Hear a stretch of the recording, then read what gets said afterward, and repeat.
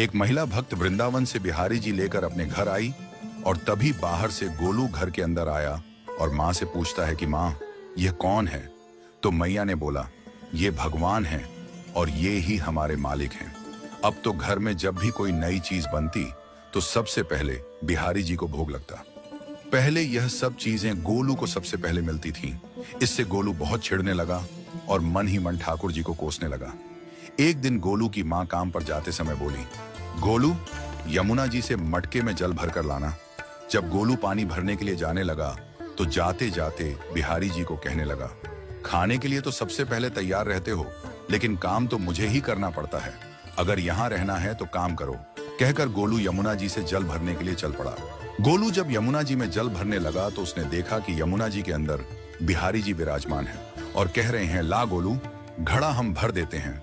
गोलू उनको देखकर हैरान हो गया और बोला, नहीं नहीं, मैं अपने आप भर लूंगा। लेकिन ठाकुर जी ने उसके हाथ से घड़ा ले लिया और भरकर घर ले आए। गोलू घर आकर डर रहा था कि अगर माँ को पता लगा कि मैंने ठाकुर जी से काम करवाया है तो आज मेरी पक्की पिटाई होगी।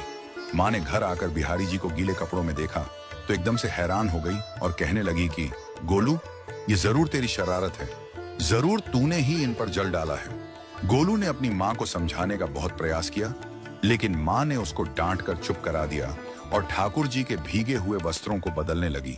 अगले दिन जब माँ ने गोलू को अनाज पिसवाने का काम दिया तो बिहारी जी फिर अनाज का कनस्तर ले आए और माँ को ठाकुर जी के वस्त्रों के ऊपर सूखा आटा पड़ा मिला।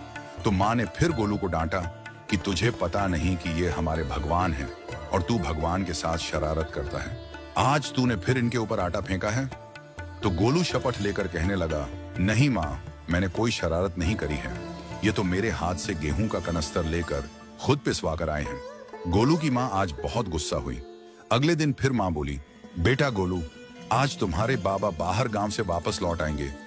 बस आज का ही काम है, तुम जंगल से थोड़ी लकड़ियां ले आना। गोलू फिर डर गया, कहीं ठाकुर जी फिर मेरे पीछे ना आ जाएं। गोलू ने माँ को बोला कि मैं चला तो जाऊंगा, लेकिन बिहारी जी को समझा लो, वो मेरे पीछे ना आए। उसकी माँ हंसकर बोली, हाँ हाँ समझा दूंगी, तुम जाओ तो सही। गोलू जल्दी जल्दी लकड़ियां लेने जंगल में चला गया और माँ काम पर चली गई। लेकिन उस दिन माँ काम से जल्दी वापस आ गई और देखा बिहारी जी अपनी चौकी पर विराजमान नहीं है। वह तो एकदम से घबरा गई कि कहीं गोलू की शरारत तो नहीं। वह भागी भागी जंगल की तरफ गई। तभी उसने देखा कि गोलू के साथ एक इंसान लकड़ियों को लेकर घर आ रहा है। गोलू की माँ यह देखकर हैरान हो गई कि यह तो बिहारी जी हैं। ये क्या हमारे भगवान हमारा काम कर रहे हैं? इसका अर्थ गोलू ठीक कह रहा था।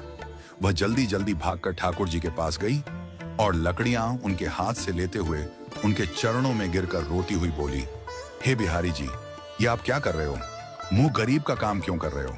ठाकुर जी मुस्कुराते हुए बोले, हमें तो तेरे बेटे पर बहुत प्यार आता है। सब लोग हमें भगवान समझते हैं, लेकिन एक तेरा बेटा ही था जो हमको अपना मानता था।